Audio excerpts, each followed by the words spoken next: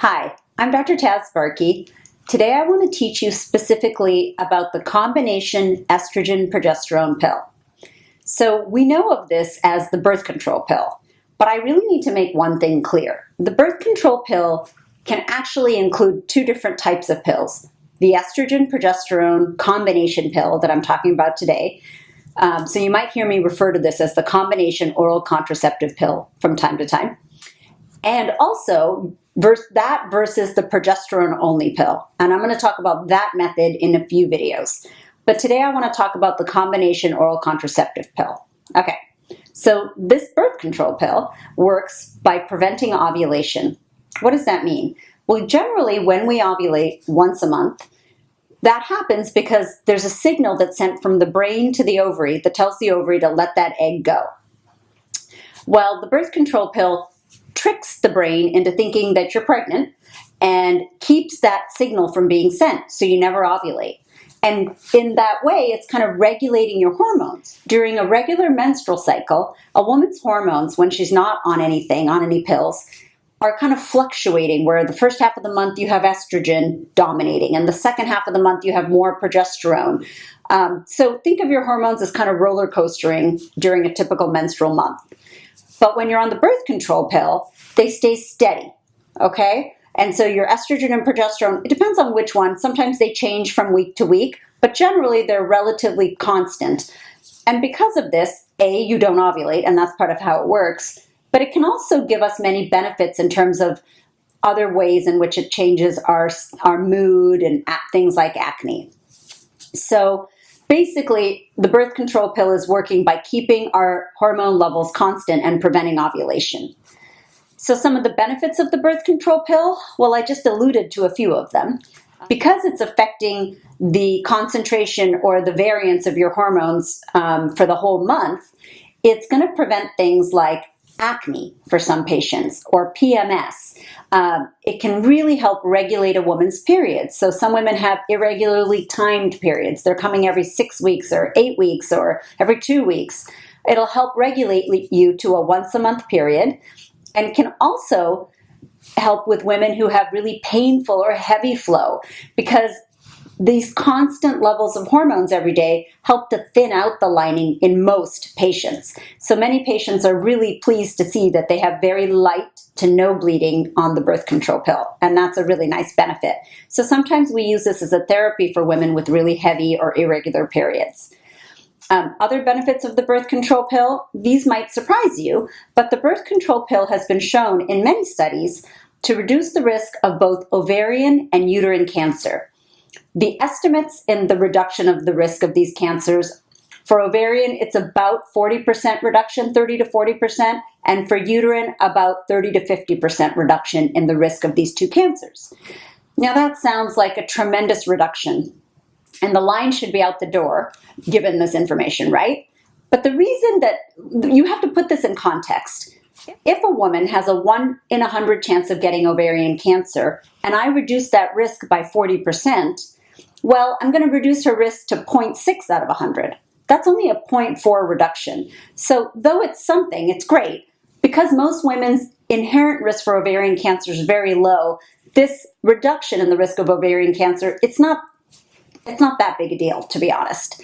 Now, if you have a family history of ovarian cancer or uterine cancer, it is a big deal. If your risk is 20% because your mom had ovarian cancer or a sibling, well then, that 20% reduction may be a bigger deal for you.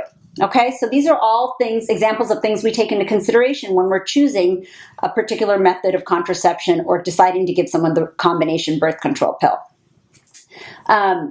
In terms of the risks, I get asked about that a lot.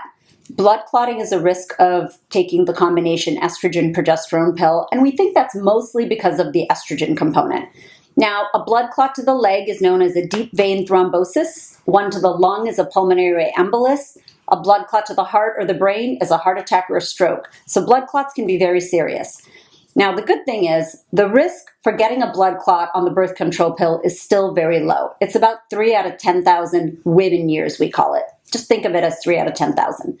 Now, there are certain conditions that might increase your risk of a blood clot even higher, such as pregnancy. So if you're pregnant, your risk of a blood clot goes up to 15 out of 10,000.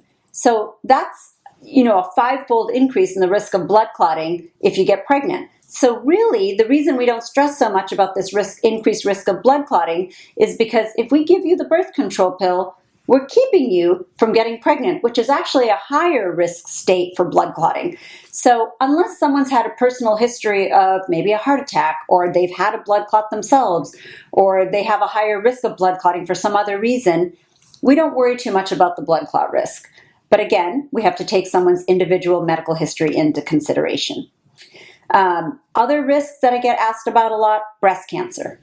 Until recently, we did not have any good studies that were confirming whether there was an increase or a decrease in the risk of breast cancer. The studies were conflicting.